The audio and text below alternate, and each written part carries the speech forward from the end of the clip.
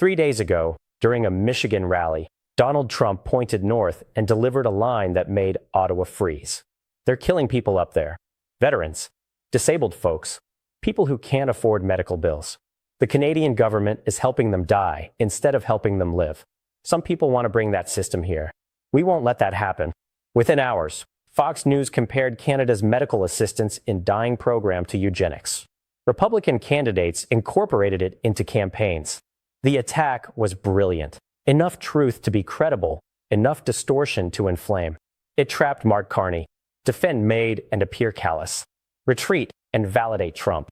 Carney's response came 48 hours later in the House of Commons. He went on offense. The former president lectures Canada about compassion. This is the same figure who tried stripping health care from millions of Americans, who opposed universal health care as socialism.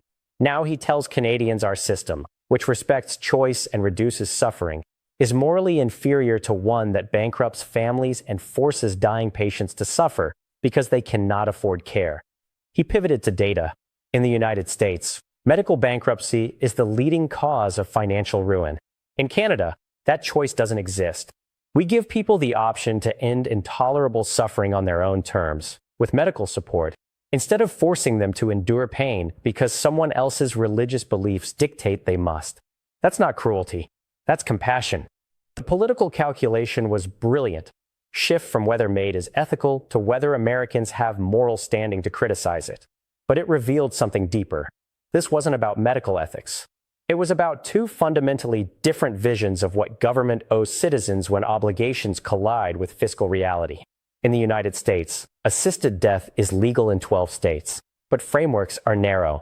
Patients must be terminally ill with 6 months or less, mentally competent, and able to self-administer medication. It serves a tiny population already dying who can navigate bureaucracy and physically take pills. Canada's system is entirely different. Since 2021, patients don't need terminal illness. Chronic suffering is sufficient. Medical professionals can administer directly. In 2024, over 15,000 Canadians died through MAiD, over 5% of all deaths. Cases generating attention reveal the expansion scope. A woman with chemical sensitivities who couldn't find affordable housing, a veteran with PTSD allegedly offered MAiD by a government caseworker. People choosing death not because they're dying, but because the system failed to help them live. Trump's instinct saw the opening. In a country terrified of medical bankruptcy, attacking MAiD served multiple purposes. It energized evangelicals who view assisted death like abortion. It appealed to moderates worried about vulnerable populations. It contrasted with Democrats supporting expanded end-of-life options. The message: give progressives healthcare control. They'll help people die instead of live. Carney's political problem is Trump's attack contains truth policymakers avoid. MAiD saves enormous money. Each death saves the healthcare system $50,000 to $90,000 compared to continued care.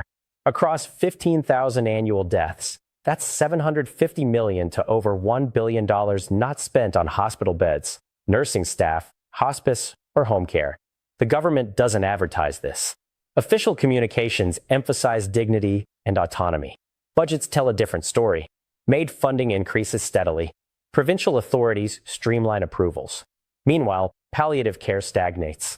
Pain specialist waits remain months long. Disability services are chronically underfunded. The implicit message: the system will facilitate your death far more efficiently than support your life. This makes Trump's attack dangerous. It's about government's role and value placed on different lives. In America's system, despite cruelties, the assumption is government should help people access care, not exit life. Canada decided when support costs become too high, offering death is acceptable policy. That choice has profound implications beyond individual decisions. Trump understands this intuitively. His brand is elites having contempt for ordinary people. MAiD fits perfectly. He can argue government-run healthcare leads to calculations about whose life is worth the expense. He doesn't need proof Canada actively pushes death. He points to documented cases where people chose death because they couldn't access housing, mental health care, or disability support. Carney's counter is America's system is crueler because it offers no options. People suffer needlessly, can't afford palliative care. Families go bankrupt.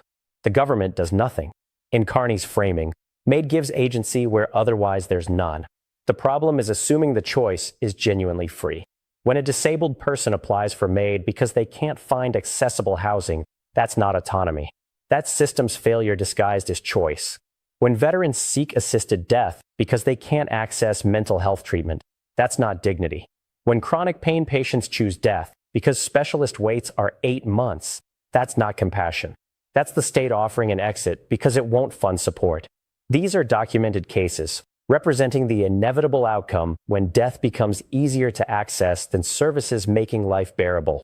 Trump's calculation uses Canada as cautionary tale without defending America's healthcare failures. He points north saying, look what happens when government controls medicine, while ignoring MAiD expands precisely because Canada's system is underfunded and overwhelmed. Both countries fail differently. America denies access. Canada offers death as substitute.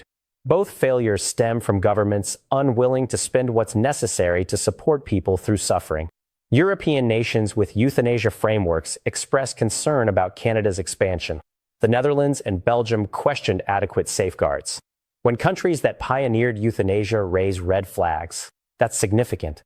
Within the United States, Republican legislatures prohibit expansion beyond terminal illness. Democratic states remain cautious.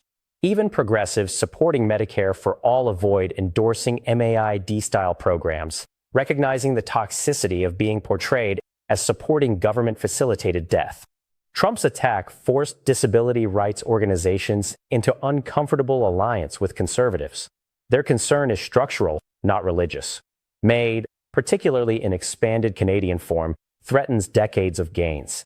If government helps you die because you can't access housing or care, the implicit message is your life has less value than its support cost.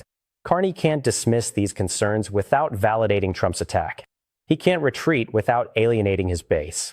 His solution: double down on choice rhetoric while quietly delaying expansion, particularly to mental illness. It's a holding pattern to let controversy fade. The problem is cases keep coming.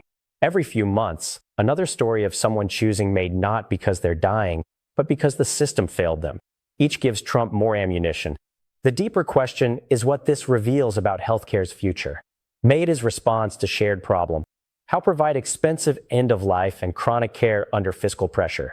America's answer lets people suffer or go bankrupt. Canada's offers exit. Neither is sustainable or humane. Political incentives in both push toward cost reduction rather than care expansion. Trump's attack is cynical but effective because it taps real anxiety about governments prioritizing efficiency over dignity. Carney's defense is principled but struggles to address MAiD has become cost-saving disguised as compassionate choice. 2 countries, 2 failing systems, 2 politicians scoring points while neither offers real solutions. Thousands caught between, making choices shaped far more by government failure than genuine autonomy. The question is whether this becomes permanent wedge issue or whether both countries confront that caring for vulnerable people costs money, and if you won't spend it, you end up with systems encouraging death. Trump bets fear of the Canadian model drives voters toward his vision. Carney bets Canadians view MAiD as progress rather than abandonment. One will be proven right. The answer determines not just assisted death policy's future, but the fundamental question of what obligations governments have to keep their citizens alive.